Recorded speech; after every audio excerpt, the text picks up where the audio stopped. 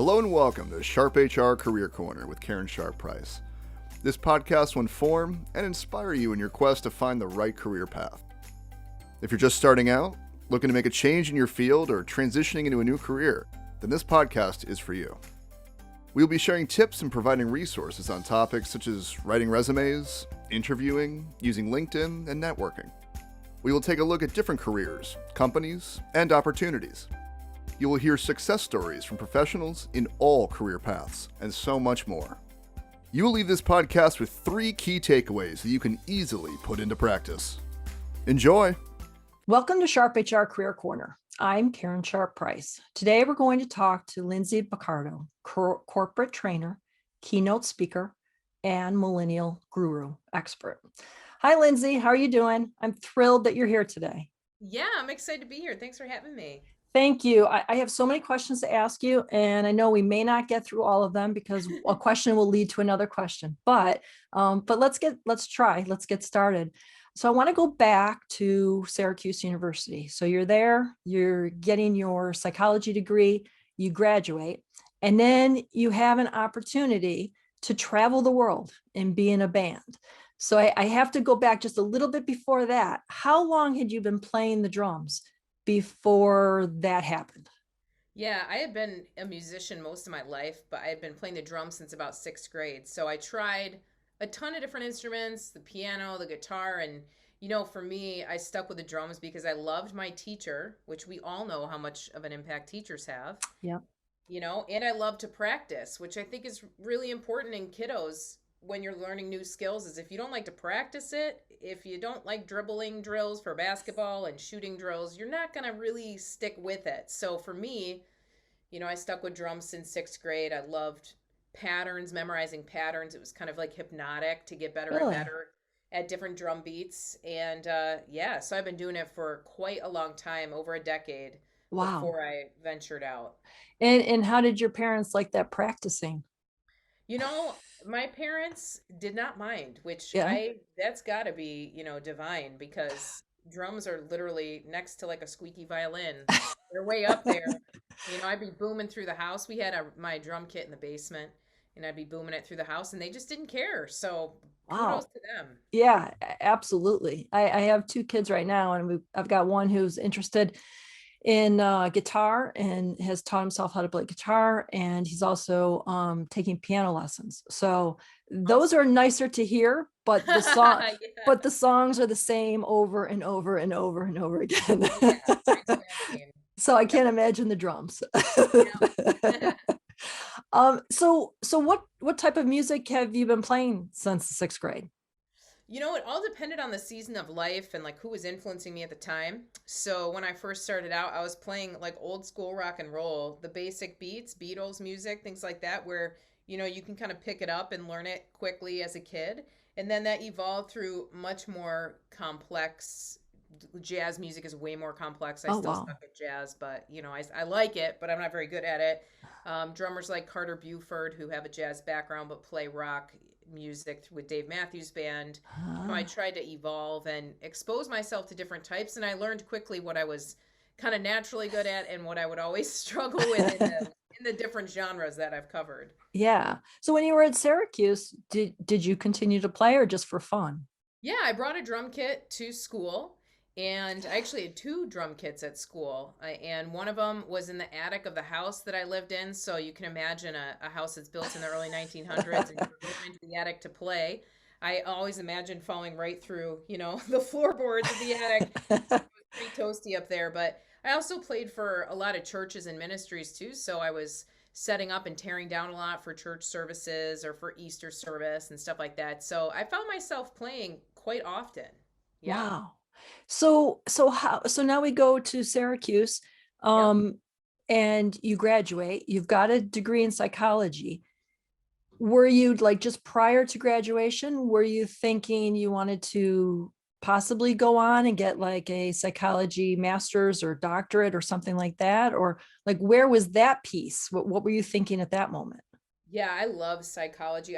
Obviously the work I do today reveals that, Mhm. but I love understanding how people work and why we make the decisions we do, and how to be safer people for others. So that's why I love psychology. There's a lot of courses that taught me about kind of the human experience, and I love that. And at the same time, I had a dual degree in public communications, which was me doing recording bands, going on the radio, interning at radio stations, doing a lot more kind of on air work and then recording work, and some video and TV work production as well. And so, Oh, I'm about to graduate and I'm thinking, just like you said, am I getting a social work degree? Am I getting my master's in social work? Am I getting my PhD in psychology? Is that the route? And I didn't have a ton of excitement or energy around it. And I've really tried since I was a kid to follow my energy. And mhm. so, it just kind of fell flat, even though I love if you looked at my bookshelf, it's all psych books.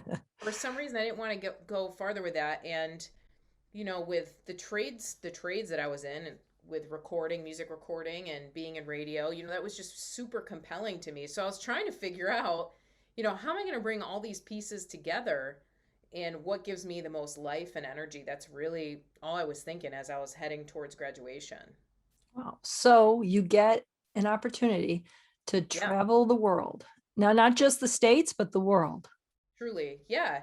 I ended up working with a not-for-profit that was organizing bands to go around the world. And so I jumped in on that, and I traveled coast to coast in the United States. I've driven to the West Coast way too many times, but I've done that. I've traveled to Mexico City and played shows there. In Panama, I've played there. I've played over in Europe, Switzerland, Germany, France, got to play Wow. all different venues. So, everything from underground clubs to jails and prisons to college campuses. We were everywhere you could plug in. Oh my gosh. And what kind of music were you playing? Mostly aggressive rock music, so pretty loud, um, fast rock music. Wow. That's very cool. Okay, so we just go back a little bit though. So you graduate, you're not so excited about psychology yet, but you want to use it part of Yeah. that in your life. You get this opportunity to travel. You got to go back to your parents and have this conversation. Um, and so how does that work? I mean, it sounds like if they let you have a drum set since you're sixth grade and you're probably playing daily, Yeah. they knew that you had some ability because you must have been playing pretty well. They knew that you had some passion because you kept it going, because usually passion dies out and kid goes on to something else and That's that's right. it and they say thank goodness, but yours kept going, so they knew that this wasn't just an overnight thing that you were interested in. But on the other hand, you just graduated from Syracuse University. It had to be a little bit costly. You were heading towards down the road of psychology. So how do parents take all that in, process it, and then let you go? Oh my gosh. Well, I feel for my parents because me and my brother both, there was no option. You were going to college. If you're a millennial and you were going to college in the late 90s, early 2000s, that was the only option. You're not going to a trade school. You're not just getting a job. And that was really important to my parents because of their background and the work that they came from. My mom grew up on a farm. My dad was part of his whole family are public servants, firemen Hmm. and cops. And so, for them, I could totally see how this was their kids were going to college, getting these higher ed degrees, going to make a difference in the world. And so when I sat them down and said, I'm going to raise funds and then travel the world as a musician, they were not thrilled. And that was hard to take in because they had worked their whole life for me to even get to college. And so it was tense. My dad, I remember we were sitting at dinner having a spaghetti dinner, and my dad put his knife and fork down when I said, I think I'm going to go travel the world as a drummer. You can't do that. You're going to travel, you're going to hit things with sticks. That's not why we sent you to college. And then going into, you're not going to have a retirement, you're not going to have health care. Like, we set you up to win, and now you're just going to be like kind of a vagrant running the world, like sleeping on sofas. And so that was hard. I think every parent has moments where their kids aren't making the choices that they really want them to, and parents have the advantage of so much more life experience and kind of knowing how things will likely play out. And I was super curious and needed to get out and kind of try it. And so through a couple conversations, my parents accepted, that this is what I was going to do. And they really leaned into the character that they instilled in me. They taught me to be independent. They taught me to be curious. And so this is the natural result, you know? And they embraced it ultimately, but I think it's a process, and parenting is, a process of dying to yourself, really, and what your dreams are for your kids so that they Yeah. can truly be free. So I have so much respect for my parents that I've had a lot of life decisions that have been hard for them, and they have continued to be totally supportive and loving, and, come my way as much as they could understand. That's all you can really ask of a Yeah. parent. Yeah. I think that, it's kind of like when you go to like a baseball game and you see all these parents and hockey games, and you see these parents on the sidelines and they're screaming at their kid to do what they have to do. And at some point, is it really what you want for your kid, or is it what you hoped that you had done when you were a kid?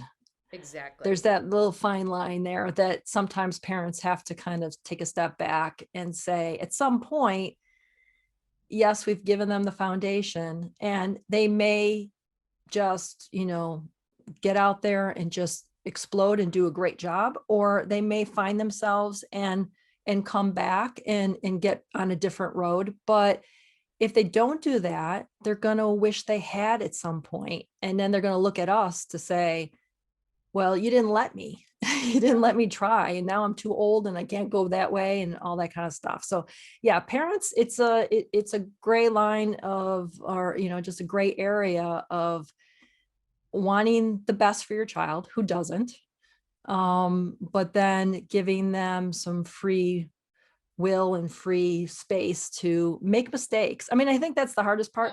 Parents don't want them to make mistakes, so they want to try to save them from that moment. But sometimes that's where the learning is in the mistake. You don't really learn as much when everything goes smooth. Isn't that the truth? And I think that's part of, learning safety and love with your family too. Is I'm not going to be perfect. I'm not going to do things right all the time. I mean, I remember I was going through a divorce, and I was on the phone with my parents, and they're 600 miles away, and I'm going through this, and they were kind of rocked by it. I was surprised. It was a difficult situation. And I remember my dad said, listen, girl, this is going to suck. For about a year, you're going to hate it. It's going to be awful. And then it's going to get better. And I'm getting my truck. I'm on my way.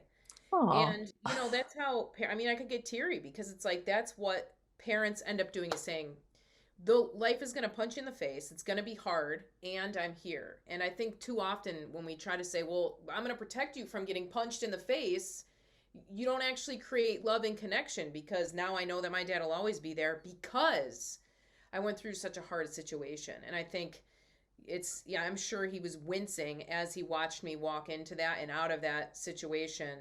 And yet, our bond was stronger because of it. And so that's the catch of parenting, isn't it? And of life. Yeah, it's that unconditional love. And, some people say they have that unconditional love, but the true test is when your son or daughter comes to you and says, I think I want to ... Yeah, or like, and this is gonna blow your mind what I'm about to tell you, yeah. And Yeah, and then you let it process, and then you stand by them.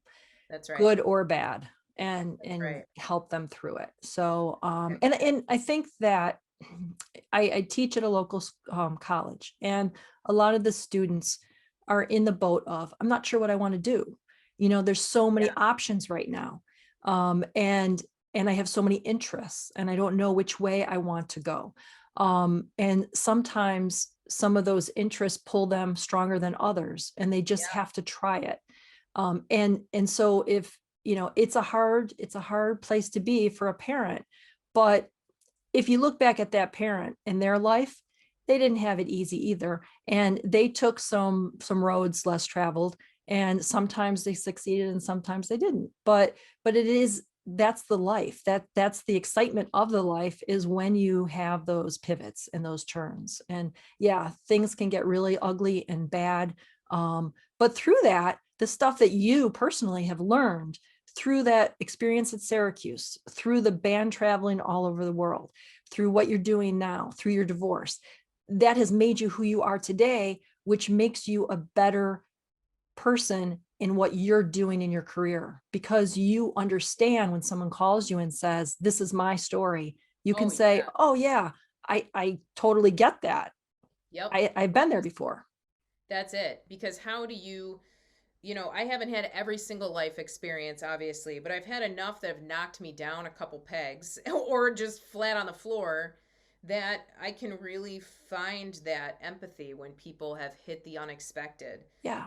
And, I think about, we have this kind of joke on my team about being like roughed up, dirty old cowboys that have been out west and come back. So when we see a rattlesnake, we're like, snake, no biggie. Oh, we don't have dinner tonight. All right, it is what it is. We don't have a pillow. We're just sleeping under the stars. It's fine. Like having some ruggedness, but really internally on the emotional side. So I like to think of myself like a cowboy on the inside who's emotionally robust and rugged. And not that I'm calloused over, but I can say like, yep, life is gonna, you're gonna run into these things in the wild. You're gonna run into the rattlesnake. You're gonna run into difficulty. And we're just gonna move through it because we've gone through enough where we know we can get up again. Yep. And I think that robustness is what I know millennials, we need, and even younger, we need to continue to develop our emotional fortitude, because life is speeding up right now because of technology. And so I tell students that all the time when they're thinking, what am I going to do with my career? I said, build into your personal development, know what you're good at, and keep drilling towards what you're best at, because the opportunities are endless. If you find that you're a great communicator and you love cats, you can have the Top Cats podcast be sponsored by IAM's Cat Food and make a living and cat sit on the weekends. You can do it however you want. And sometimes there's so much opportunity that we're overwhelmed emotionally and we don't move towards the things we want. We get smaller and we crouch. And I think that's part of getting that emotional robustness and being proud of what you've gone through in life and reflecting and saying, I've been knocked down. Like you said, parents, you've been knocked down, you got back up. That same blood is in your kids. They can do it too. Yep. Sometimes lose sight of that. You're not going to do it perfect. Life is going to be a mess in a lot of ways. And so how you choose to navigate that and the attitude that you have is really what shapes your trajectory. Yep. And I totally agree. Like when I started out career coaching and things, the stories were like, wow, like I tried to like contain my, okay. But now over 20 years, when someone calls me and they just are, a mess, it's like to me, oh my gosh, no, this is nothing. Like we can certainly get you through that. So it's those life experiences that really do help. So you're originally from Rochester, New York, which is only an hour away from Buffalo, which is where I am right now. In fact, my husband grew up in Rochester, so we're his mother's still there. How did you end up in Indianapolis? Yeah, I mean, to be a part of the band that I was touring with, I had to move out to Indy. So pretty much after graduation, I went and just ran around the country for a month with a friend and did some touring with a friend, just vacationing. And then I moved and settled in Indianapolis back in 2007. Wow. So you must love it there. Indy's a great place. It's the speed of the North. It's fast, service is fast, and but it's pretty hospitable. When I first moved out here, because I have this New York kind of East Coast mentality, everybody was like, you got to take your intensity down a bit. You don't have to be so intense about your favorite ice cream flavor and fight somebody for it. So I had to really learn to like cool my jets a bit. And I like the mentality of the Midwest. It serves me well. So I've enjoyed being out here, but it's definitely a culture change. Yeah. All right. Well, we're going to take a small break, and I'm going to explain what we're about to do. So we're going to just play this very quick, fast game. You'll feel like you're from New York again.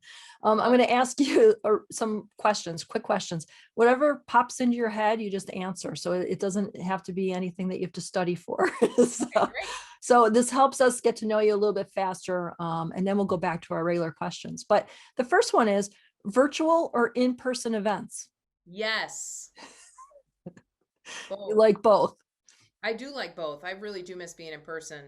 Yeah. Virtual just offers an opportunity to connect with people instantly, and I love that as a millennial. So I like both, and I think the future will be both. Yeah, I agree. Social media of choice? Personally, I like to binge on TikTok, but I really love what's happening on LinkedIn right now. LinkedIn is where Facebook was 5 years ago, where you Yeah. can really build awesome relationships and have really meaningful professional conversations. So it's between those two. Well, as a Generation Xer, I don't get TikTok. I've tried. I don't know. Right. I appreciate your willingness to try it. Yeah. Next one, a hobby or interest that you do outside of your work life. Well, definitely drums. I've got drumsticks right over here in my office. And I love dogs. I rescue dogs. I've got one sleeping in my bed right here. Oh, So usually those are the two things I'm blabbing about, doing, talking about if I'm not public speaking or getting ready to. That's what I'm doing. I'm hanging out with my dogs. okay. Playing What drums. movie streaming platform do you like the most? Ooh. I'm on a Hulu kick right now. Mm. What are you watching? Well, I just finished Mayor of Easttown, which is Oh, actually on HBO, but I'm watching it through Hulu, and it's just a short, it's like 6 episodes story of a detective on uh-huh. the East Coast solving some crimes, and it's Kate Winslet, so Oh, okay. brilliant acting, Yeah. really good. Okay. Favorite musician? Carter Buford, the drummer for Dave Matthews Band, is way up there as a drummer for me. Nate Morton, he's the drummer for The Voice. He used to drum for Vanessa Carlton and other singer-songwriters, and he is a mentor of mine. I think he's fantastic. He's a great human first and a phenomenal drummer second. So they're my favorite drummers. Okay. Favorite place that you've traveled in the world? Ooh, I do love a good little village in Europe. Any little village in Europe, especially in the Black Forest in Germany. It's gorgeous. Wow. Okay. Yeah. Choice of beverage. I drink a lot of nitro from Starbucks. I've got a bunch of the cups right here. I think you just gave us your secret of energy. My Okay. secret sauce. Yeah. Phone call or email? Phone, please. Okay. Favorite food? Well, my grandma's meatballs are way up there. I've had to learn how to make them. That's number one, easily. Okay. Favorite restaurant? Well, we have a restaurant group out here called Patachu, and there's brunch options, there's lunch and dinner options, and so anything Martha Hoover makes here in the Midwest, I'm down to eat. Okay. Wow. All right. Thank you. Thank you for playing along. All I right. So love we're gonna return back to our regular questions. So you were in the band for 6 years, which Yeah. is that's a long time to be traveling that much. What was the turning point for you to get out of the band? What happened that made you decide at that moment that you were going to pivot and try something different? Yeah, I mean, the main thing, to be blunt, is that I was just failing as a leader. So I was leading the band through a lot of change, through a lot of decision making.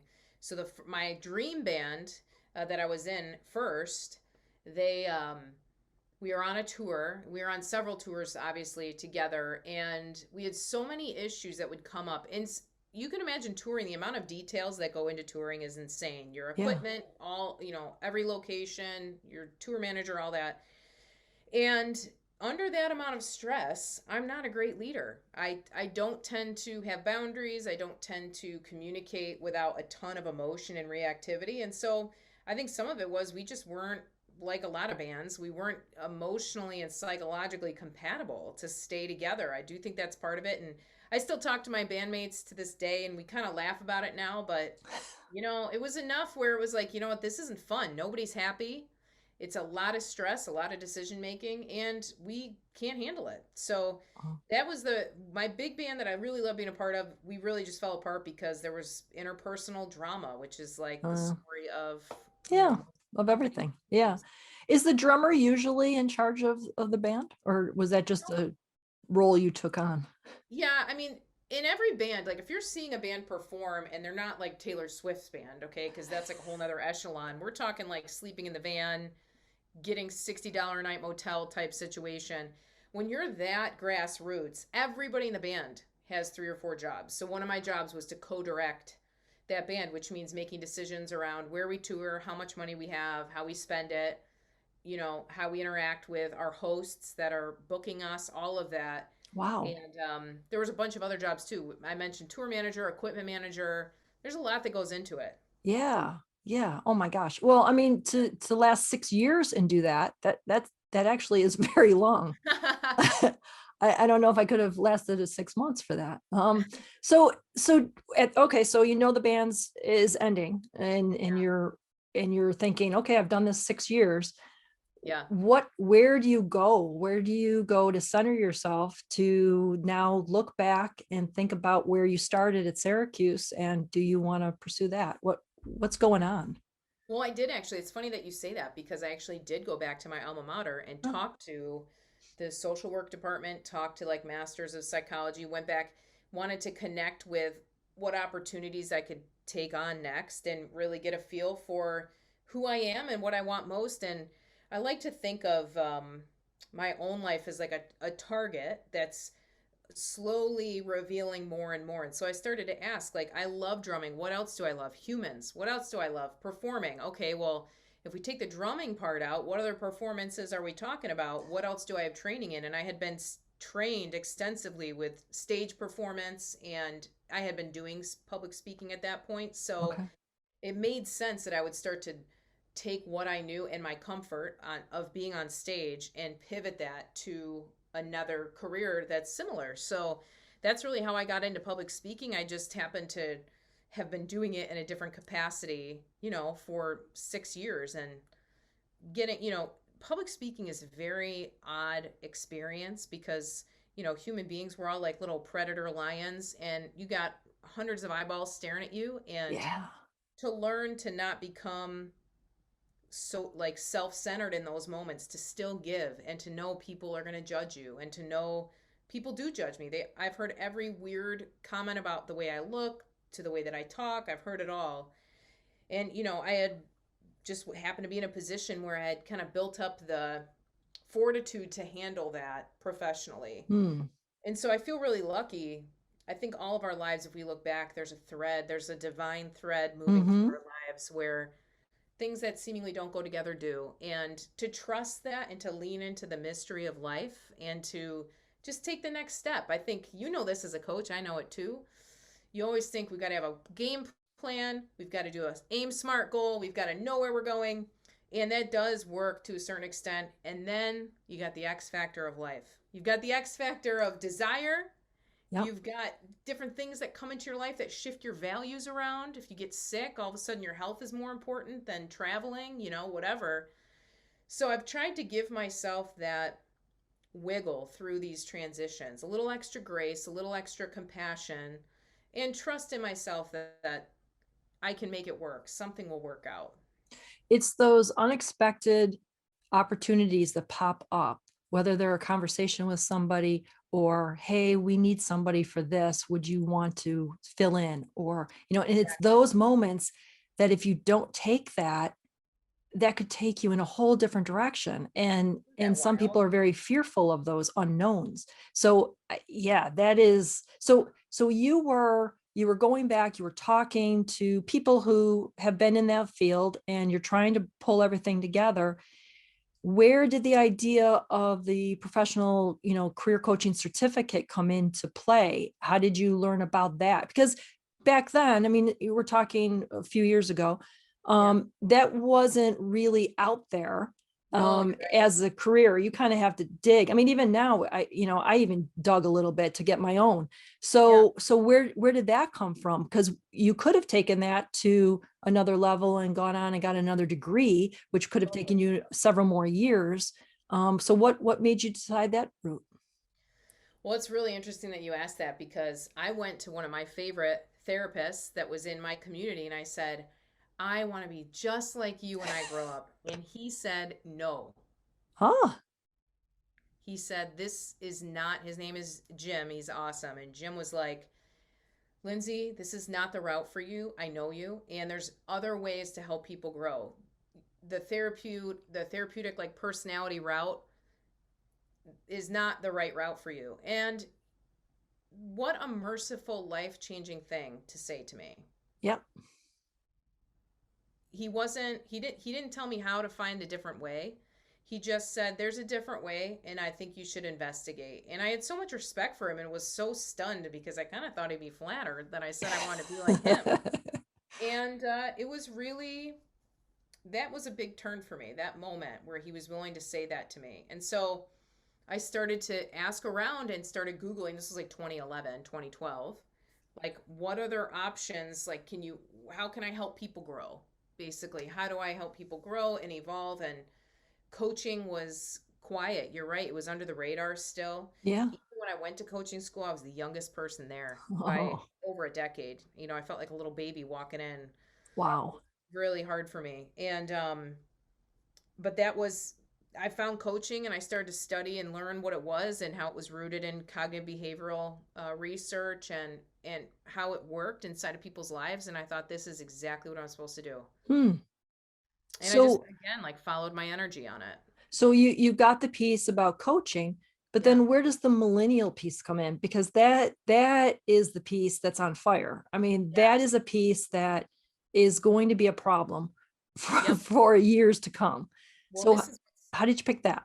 what you're bringing up, Karen, which is so interesting, is like every decision that ultimately helped me felt awful, like felt like a failure in the moment. Huh. So my therapy friend saying, don't be a therapist, and Yep. me being upset. Going into coaching school and being like, I'm the youngest person here by a decade. All I've done for a living is hit things with sticks. Yep. Truly, what the heck am I doing here?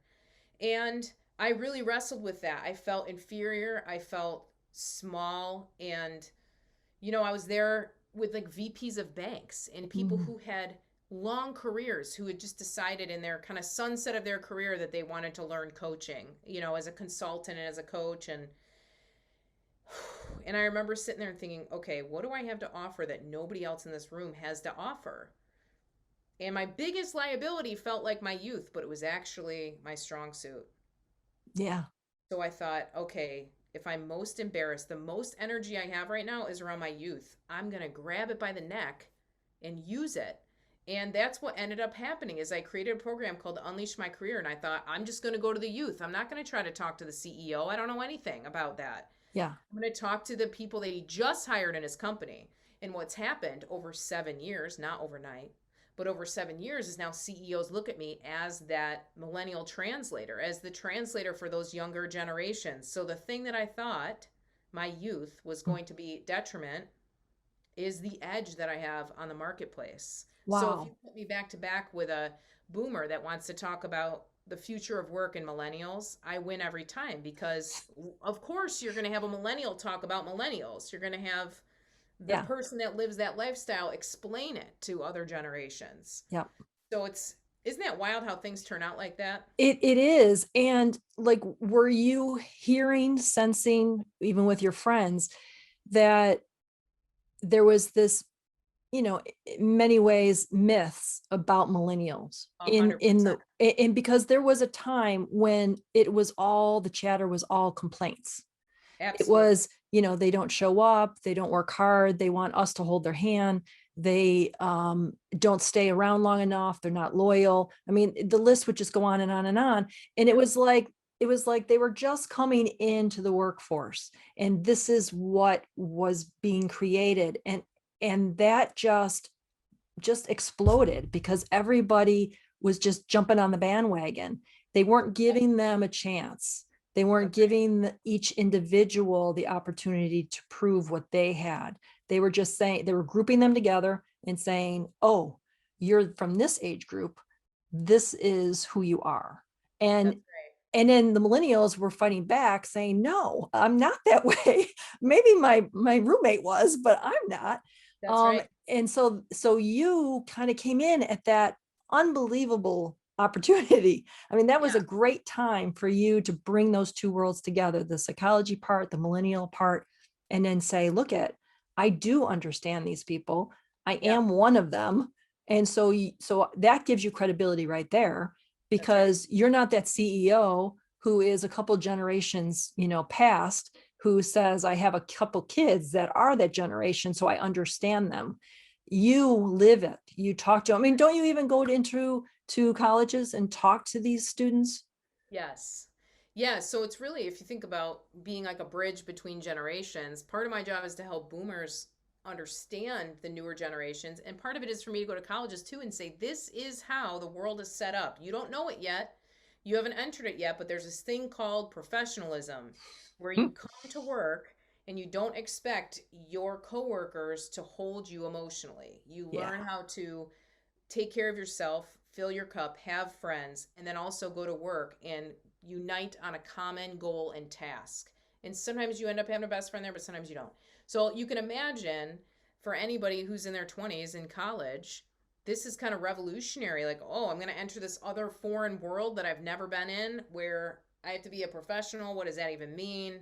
There's a lot of communication both ways as a bridge. Yes. Unbelievable. So okay. So you've got your certificate, you've got your psychology background, you have your experience as a drummer, you've traveled the world. So you bring that all to the table and then you decide to start your own business. Yeah. So tell us about that. What do you have? What's your business? What do you do? Well, it morphs. It's morphed over the last 7 years. When I first started, I really started a business out of kind of necessity to be able to do this thing of coaching millennials in their careers. And so I built a client base just like you would if you were anything else. I built a client base of people that I was working with on a weekly or bi-weekly basis. And I walked them through this program that I created called Unleash My Career. So that was majority of my time. And my friends were coming to me and saying like, you should be talking about what you're doing, like help CEOs and leaders understand. Will you come talk to my coaching circle of CEOs? Will you come talk to these leaders? So I was speaking for free and hustling. Wow. And then also teaching drum lessons at the same time. So if you saw me from 2013 to 2015, I either had a pair of drumsticks in hand, teaching an 8-year-old a rock beat, I was speaking to CEOs about millennials, or I was coaching somebody through my program. And it was, when you start a business, I think my first year I made $9,000. So I think that's the other piece is being an entrepreneur. And I'm not even really an entrepreneur. I'm really just a solo practitioner. But being a business owner is not as sexy as people think it is. It's right. You're growing a child that eats and eats and eats and eats. That's really what you're doing. You got to feed it money, you got to feed it time and energy, and it grows. And so even now, I would say my business is in like the teenage years. We've still got braces. We're still figuring it out. We're still growing. And that's part of the process. When you sign up to start a business, and you know this, Karen, you're in at least 5 years to the point where you're really feeling solid. Right. And so I'm just over that 5-year hump. I'm at like 7.5, 8 years now. And my business, I don't take on a lot of private clients anymore. I have a few, but I try to multiply my time through offerings like Practice with Lindsay, where we practice kind of like a band would practice. We practice our soft skills. So I love that idea. And you're just starting that, right? Yeah, that's brand new. That started during COVID. The concept of it even started when we were all on lockdown. So I've got that piece. I still speak publicly. Last year we did 140, 150 Zoom events. Wow. Talking about generations in the workplace. Yeah. And what we need to do to take care of each other. And so you'll see even now my time is split. If I'm not coaching people, which is rare, I'm building content and getting ready to host the band practices with people that sign up, or I'm getting ready to do a keynote. And my schedule is, you would really have to like this life. I have 3 keynotes this Saturday on a Zoom. So I'm going to stand right here. Oh my gosh. Back-to-back keynotes all day Saturday. Wow. So I think that's the other piece is I like to show like the underbelly of having a business. Oh, it must be nice. You can write off a meal. I'm like, yeah, I can write off a meal, but are you working all day Saturday? Do you get a meal is the question. Yeah. Do you have time to eat?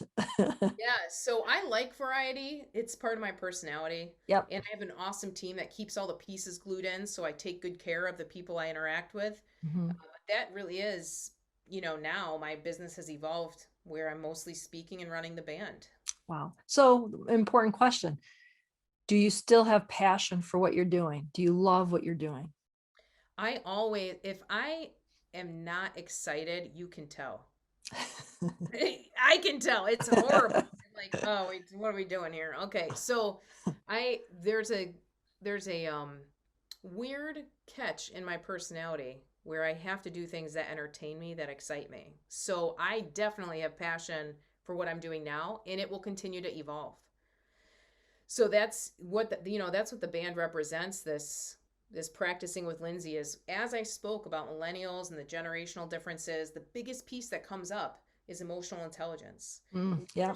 Been leaders for decades used to depend on their authority to motivate their teams. Well, we don't run an authority anymore. Everybody knows how much money everybody makes. Everybody can go somewhere else and earn the same amount of money somewhere else. So some of the mystique or the mystery and the authority around leadership is gone. And we really want to be in collaborative environments. So it's my job to help leaders build their soft skills and their emotional intelligence.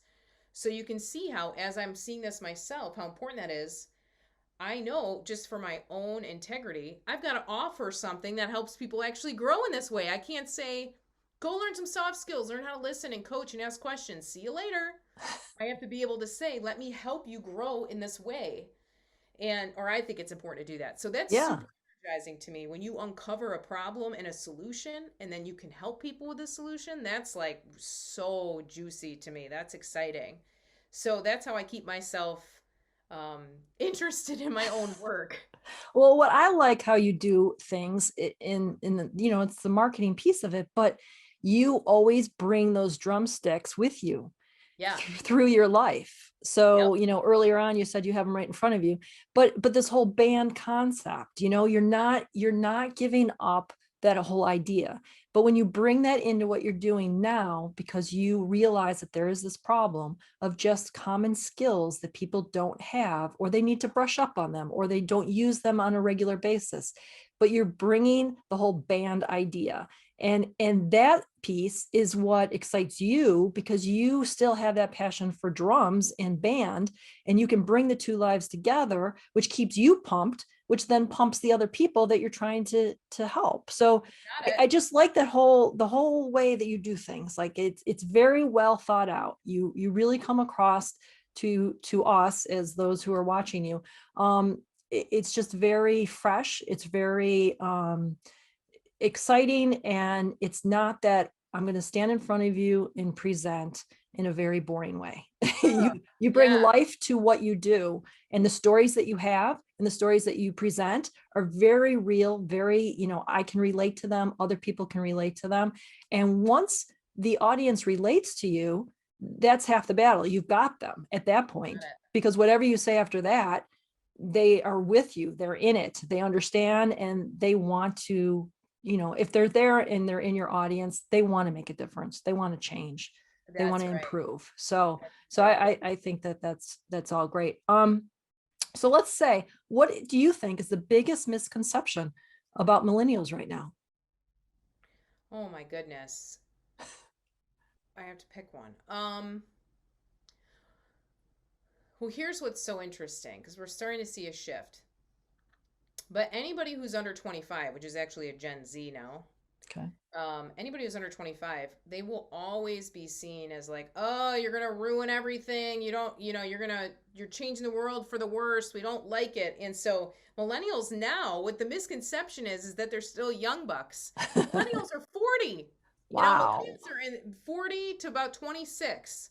So you can imagine they're like, they're not in their first stage of their career. They're mid-career. They're turning into some leaders, some true leaders in their departments and in their industries. And so I think one of the misconceptions is that millennials are still the problem. And they're not even the young bucks that you're hiring out of college anymore. And part of it too is, this idea of that we're entitled, that millennials are entitled, that they're self-focused. What's really happened is the marketplace has ripped wide open, and I have clients who are making $100,000 on Etsy a year. I have clients who are doing all different types of activities, making money that don't answer to a boss or an organization.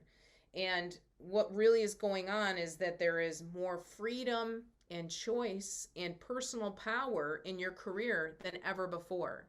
Mm-hmm. So one thing I tell everyone is, like, if there was ever a time in the history of humanity to be born and listen to your calling and do what you're called to do, you have no excuse right now to do that. Right. And millennials get that, and then they do it. And then I think older generations get annoyed because they didn't get that same freedom.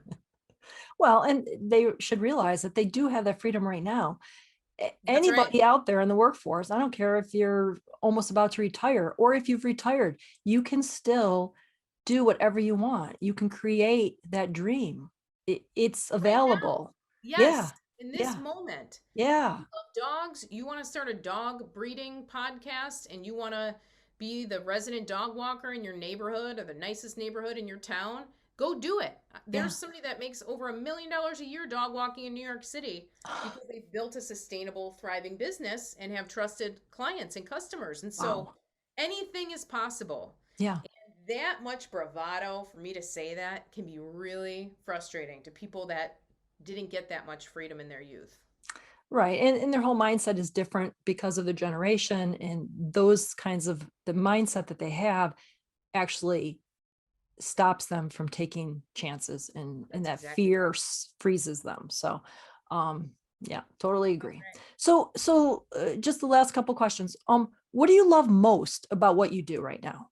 What like gets you up, and what keeps you fired during the week? And then on Sunday evenings, you're like, can't wait to get to Monday because I'm doing this. What is it? Well, I suspect that life is all about connection. Mm-hmm.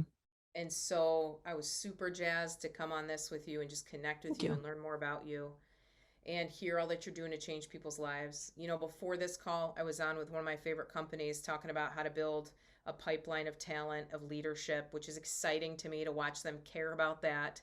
You know, after this, I'll be talking to college students about designing their careers. So to me, it's about connection. My job is to help people feel like they're going to be okay, that they have comfort and that they have and I normalize their human experience and then inspire them to greater heights, whatever that looks like. So anytime I get to do that, that's worth me getting out of bed. Okay. I want to be a bright light for people that are maybe feeling not seen or cared for, or even really know what they want out of life, to be able to be, a placeholder for hope Mm-hmm. for people. That's what gets me out of bed. Well, everything that I've seen so far, especially like on LinkedIn, that's what you're doing. And everything that comes from you, everything that you post is very refreshing. It's very specific, very helpful, just very energized. And so if anybody's out there that's listening who has not met you, has not seen you on LinkedIn, I definitely suggest that you find her and follow her, and just see the kind of work that she's doing. Everybody's out there in different jobs, different careers, working with different generations. And we all need to work better together. And I think that's the key. And I think that Lindsay actually has the key to how to do that successfully. You don't have to do it yourself, and you don't have to try to figure this out. She's already got it figured out. So just listen to her. It makes your life a whole bunch easier. You just listen. I've been listening to some of the other podcasts that you've been on during the week, and you've been on many. So you just go to her website and you can see all the podcasts she's been on. But all the information that you give, everything that you say, is very, very true and very helpful. So the end, I asked my guests to leave the podcast with 3 pieces of advice. So what advice would you give a college student right now, about to graduate, almost graduating, and trying to find themselves because they might not be so sure what they want to do after graduation? So what advice would you give them? For a college student, I would say clarity comes with action. Don't sit and stress about it. Just go try something. Anything. Try it. You want to be a business owner, go shadow a business owner, go work for a florist for 6 months and see what you love about business. And everywhere you go, pick up the nuggets of what you love to do. Know that you're not going to be good at everything. You don't have to be. The people that make the most money are those that know what they're best at and focus on that. So go out and try. That's the best way to learn what you really like in your bones. Okay. And absolutely. Generations before, they had maybe 2 choices. They picked That's one, right. and they stayed with that one for 60 years. They got the gold watch, they retired, and they were happy. How many times does someone actually change a career nowadays? 3, 4, 5, 6? I've heard numbers everywhere from 6 to 15. Yeah. So And so that just tells you that it's the foundation, it's the skill set that you acquire along the way that's going to help you be able to make those pivots. And if you have a number of things that you're interested in, there is no reason on earth that you can't dabble in all of those things at some point in your work career. That's So exactly right. yeah, so totally agree. Well, Lindsay, I want to thank you so much. I really appreciate your time today, spending time talking about your own career journey, because I think that that's where it all stems. Everybody has a great story, but yours is just really, really interesting with the whole drumming thing. So I had to call you in and I had to ask you about that, because I think that that's a fantastic story. So I hope that maybe, someday you'll be able to come back and we'll continue our conversation, but thank you for your time. Thanks, Karen. Thanks for having me. This was really fun. Thank you. And thank you everyone for listening to SharpHR Career Corner. If you're looking to make a career change and you aren't sure where to start, then contact Sharp Human Resources. We'd love to help you out. We can make the process a smooth transition for you. Go to sharphumanresources-buffalo.com for more information. If you enjoy listening to our podcast, I encourage you to download the podcast, leave a comment, and share with others that you know. The more downloads, comments, and likes that our podcast receives, the better our ratings and the easier we can be found. So thank you in advance. And Lindsay, I just want to ask you, if someone is interested in reaching out to you, what's the best way to find you other than LinkedIn? Yeah, my website's just my name, so lindsayboccardo.com. You can also just go to practicewithlindsay.com if you want to join the band and start practicing your people skills. Okay. And I highly recommend that you all do that. So, and I will put that information on the podcast when we post it so that they'll be able to also find that. So until next time, be kind, everyone. We need to show a lot more kindness in the world, and it starts with you and I. So thanks again for listening and have a great day.